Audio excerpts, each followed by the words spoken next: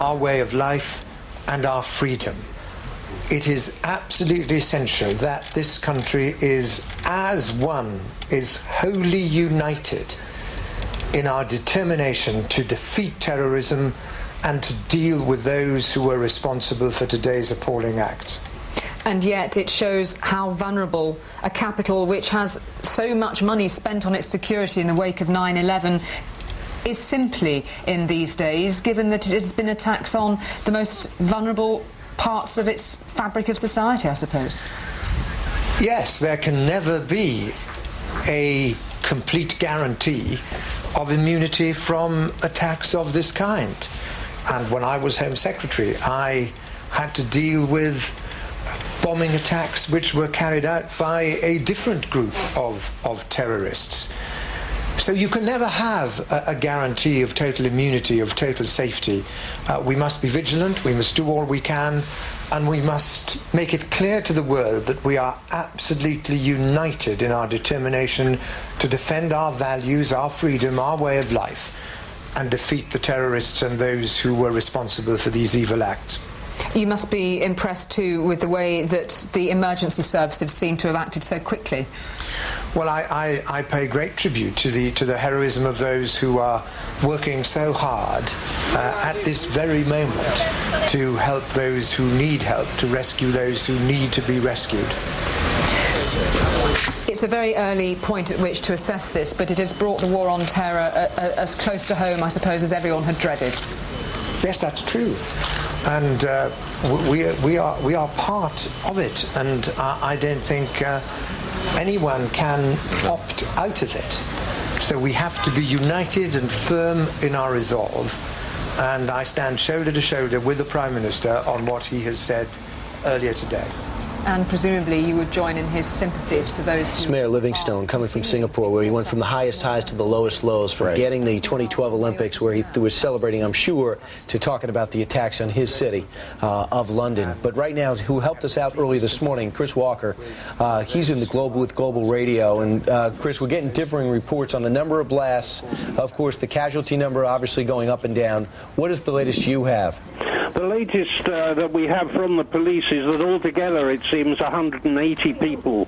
No, even as we speak, it's gone up to 300 people in various London hospitals. Okay. And a figure from some police sources is that 150 of those could be badly hurt.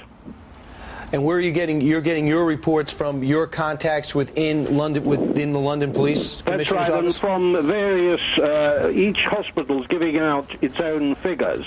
Okay. That's what's complicating events, and I think... That explains it, because we've got on our screen right now hospitals, at least 150 people seriously hurt. The higher number, then, that we're getting, the 300 that you're suggesting right now, are the number of people being treated for injuries. That now being reported as breaking news by Sky News as well. That's absolutely correct. So you've got 300 people who were bad enough to be taken to hospital. Mm-hmm. Of course, there's what's called the walking wounded who aren't counted in that figure. Right. Who made their way to nearby offices, cars, and such like. And then 150 of that 300, therefore half, are seriously injured, according to medical and police sources. Hey, Chris, have you been able to address the disparity in the number of explosions that we're getting? We're getting one figure from Scotland Yard and one figure from Metropolitan Police and another figure from the AP. They range from 3 to 4 to 7. No, I think the problem was caused when we were working along the assumption of 7. And then the Home Secretary, when he spoke in Parliament, spoke of 4. But the possibility is that there were 4 sites and that there were more than one explosion at them. And the figure of 7 is still the one that's being widely used. But there is also, I would say, a quite serious question mark about the number of buses, because the only bus that we have been able to see physically, which had the roof blown off in those terrible scenes, was at Tavistock Square. So the reports of the other buses have not been confirmed yet. So the one at Russell Square, well, the Russell Square, is that the same as Tavistock Square? Yeah, it's very close. So those were the two buses that had been talked about. Perhaps it is just one bus in between those two locations. It could be that. I think perhaps one point your viewers should note is that we're running through the day here. We've reached 2 o'clock our time, and very soon we're going to have another rush hour. And this time there's very little transport to get people out of London, because the trains coming into London and the coaches have largely been stopped. And really, people are ringing up now saying, you know, can they stay the night with friends and such like, showing that sort of blitz spirit, but none of their normal ways home. But there's certainly no way the tube, which usually takes hundreds of thousands of people in the evening back to their secondary ways of getting home, will be working tonight. Well, let me ask you this, Chris. In terms of loss of life, I heard anywhere from 2 to 10. What's the number you have? I've 2 is absolutely confirmed. I've heard 10 upwards that has been used on the sort of official rumour mill. But I think the problem is, you know, is that with these cases of dead people, no way is going to release any information about it till their relatives have been informed. And some of these people that were being brought out from down under the ground were in a very bad condition. Equally, some on the bus. And as you know, probably from your experience reporting Israel, these things tend to start with a low number, and then when relatives have been informed, a new and I'm afraid higher total tends to emerge. Yeah, we had the same thing here in 9/11.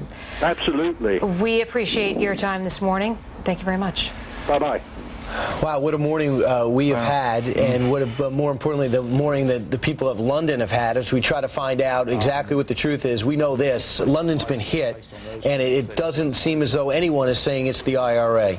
No, as we know now that there is a jihad cell of al-Qaeda that is rather forcefully claiming responsibility for this. But I think that, you know, as we reflect on what's happened this morning, I'm so proud of the people there, because the goal of terrorists is to spread terror, and as this cell said, you know, make them run in fear. Right.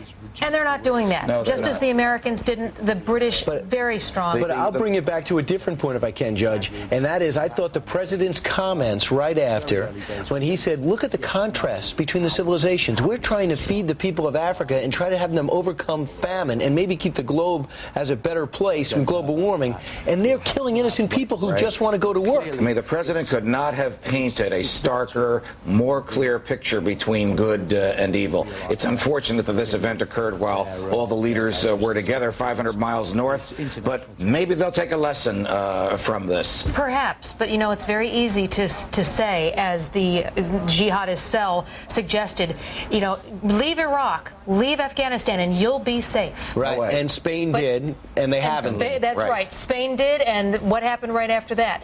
The British people are notorious for returning to normalcy, and we've had many predictions that that will happen tomorrow morning. The only thought, my prevailing thought is, the terrorists know we're at war. Certain sections of this country know we're at war. I think it's about time we come to grips with the fact we're at war. We are, and now the world knows it.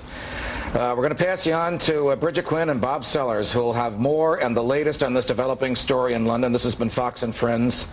We pass you on to our buddies in Studio B. This is a Fox News Alert. I'm Bob Sellers here with Bridget Quinn. At least 4 explosions have hit London at rush hour. It has shut down the city's mass transportation. We have 2 deaths confirmed at this point. Some 300 casualties are reported in what a shaken Tony Blair calls a barbaric terrorist act. Explosions reported at 3 stations in the London Underground, the Tube, which carries 3 million people every morning going to work. An explosion also ripped through a double-decker bus packed with people in Tavistock Place. Passengers seen leaving stations with soot, blood on their faces, row after row of ambulances turning up.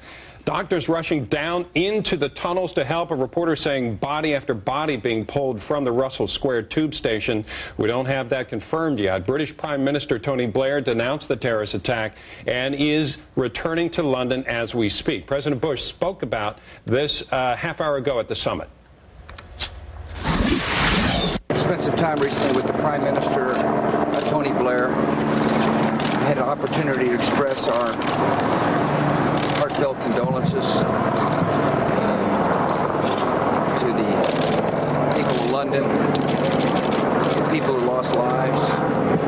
I appreciate Prime Minister Blair's steadfast determination, his strength. He's on his way now to London, here from the G8 to speak directly to the people of London. He'll carry a message of solidarity with him. This morning I've been in contact with our Homeland Security folks. I instructed them to be in touch with local and state officials about the facts of what took place here in London and to be extra vigilant as our folks start heading to work.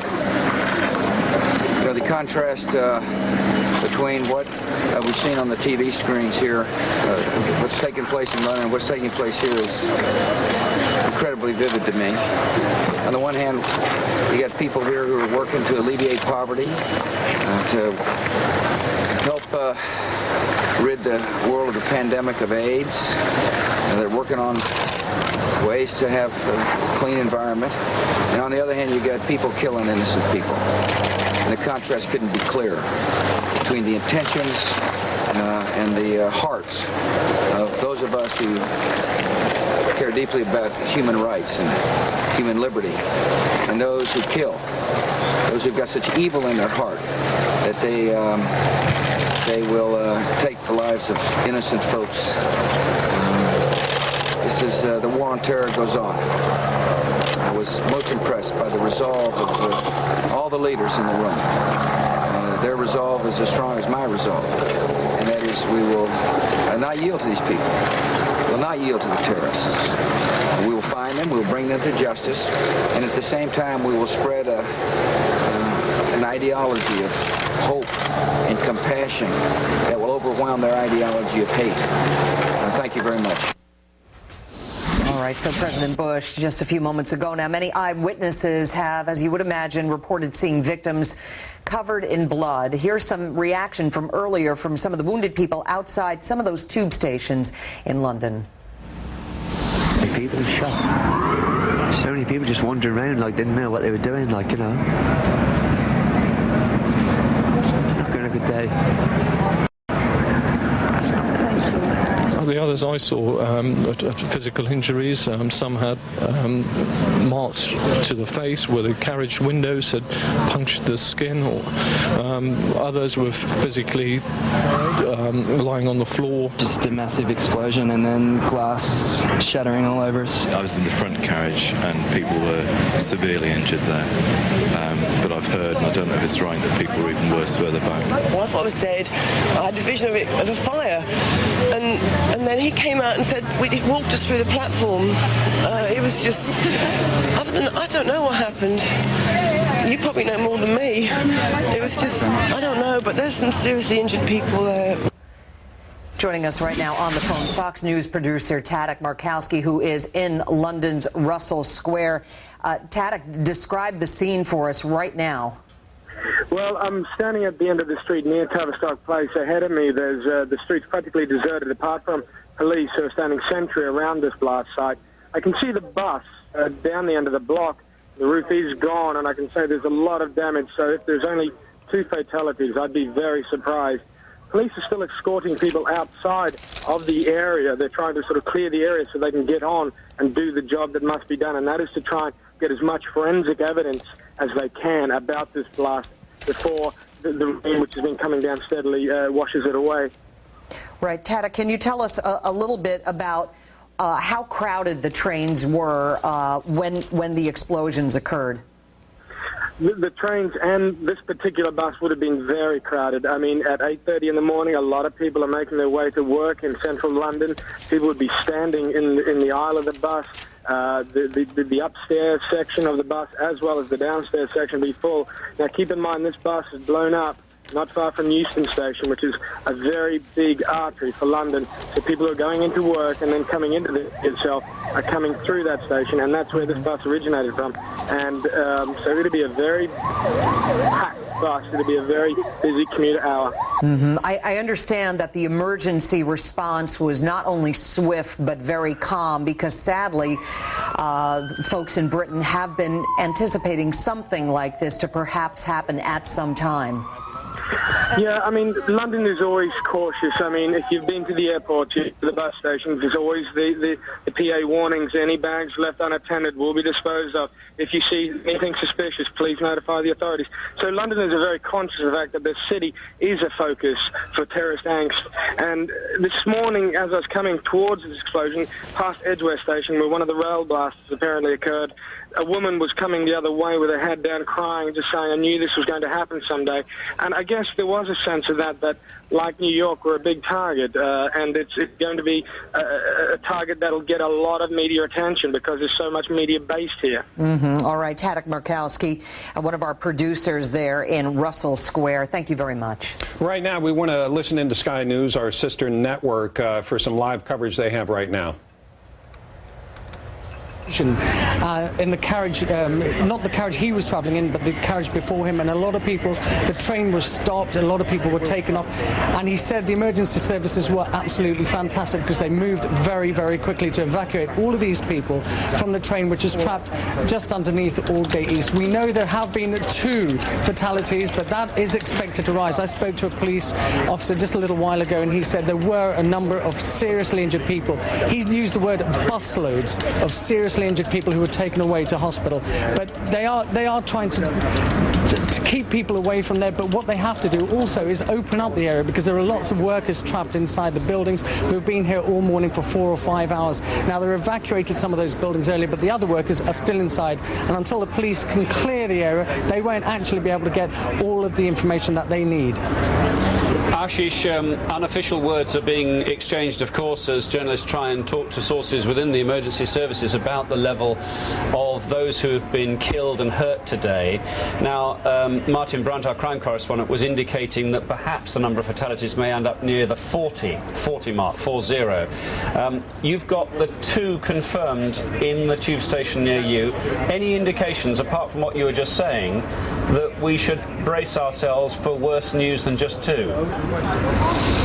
Yes, the police officer I spoke to, obviously the information here is very scant, because they're still trying to collate all the information, and what they don't want to do is give out misleading figures. But from what I can glean of speaking to this police officer, he said, look, there are definitely 2 fatalities, and that figure is expected to rise. There were some very seriously injured people here. Now, fortunately, London Hospital isn't too far away, so for the past 3 hours what they've been doing is ferrying all the sick and injured away to the hospital. Obviously, look, you can see behind me that a lot of people asking questions, and he's trying to brief all the press as much as he can. But I do expect that figure to rise, and he said there were a number of very seriously injured people, at least 2 fatalities. We expect more. Ashish, we'll leave it there. Thank you very much indeed for the moment. Back with you later in the day. Let's bring you the comments of Sir Ian Blair, the Metropolitan Police Commissioner. Now, he has been to the scene of Tavistock Square where the bus was blown up. Here's what he had to say. I'm not going to say much more than I've already said, just that we can. Earlier on, I think we were talking about 6 sites. We're actually talking about 4. The reason for the confusion is, of course, people leave by different tube stations if the train has been damaged on the way. So there are only 4 sites.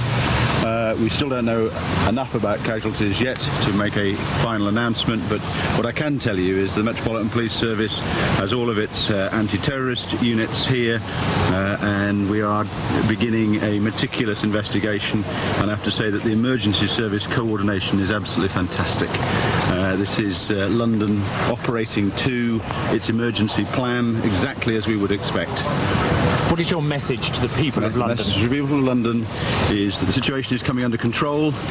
There is no doubt that this is an attack involving explosives. There's no doubt, therefore, it is a terrorist incident. And the message to people of London is to stay where they are for the time being, not to try and move away from anywhere. We've got the scenes under control. We are talking to TfL about producing a bus service. It is extremely unlikely that the tube service will open today. In fact, I can say I'm almost certain that it will not. But the situation is under control, and the emergency plan is working. Can you tell us what's happened with the bus here? What's your understanding? All right, we're listening in there to Sky News. One of the points that the officer was making is that there have been traces of explosives found at 2 of the sites today in London, which confirms that this was not something mechanical. It indeed was a terrorist incident, which has been the reaction all morning, including about 7 o'clock our time when Tony Blair came forward. Let's go to Wendell Goller, who is traveling with the president. He's in Scotland right now. Wendell. Greg, the president says the leaders' resolve here at the G8 summit in Gleneagle, Scotland, is as strong as his, not to yield to terrorism. The work of this summit goes on, minus Prime Minister Tony Blair, who is returning to London right now to talk to police and emergency services officials and address the British people.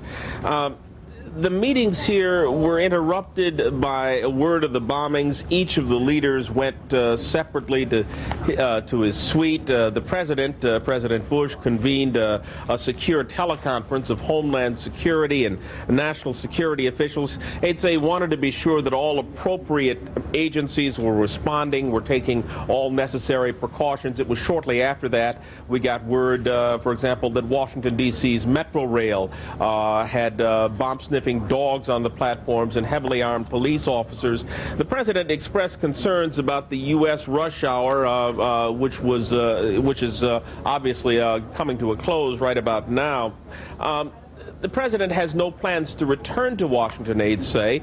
This is the first summit since 9/11 not to have terrorism as one of its central themes, and both the president and Prime Minister Blair expressed some bitterness and irony that here, when the leaders are working on finding ways to alleviate poverty in Africa and cure global warming, comes this terrorist attack in London. The president says it really shows that the forces of evil responsible for that attack do not have the best interests of the world at heart.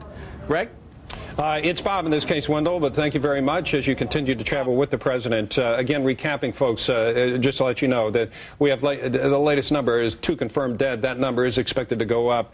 Injured, some 300 people, 150 possibly seriously taken to hospitals. And if you go back to 9/11, of course, which we all think of when we see something like this, a lot of the injured never showed up, because a lot of those people did not live. So if there's any bright side, if these people are injured and can hang on, they might be okay. But we do expect the numbers to go up here in casualties. Bridge. All right, a lot of people waking up this morning to the news of what's going on in London are wondering what's going on here in the homeland. President Bush made some remarks, as we showed you a short time ago, from Scotland, saying that Americans should be extra vigilant as they head out to work this morning.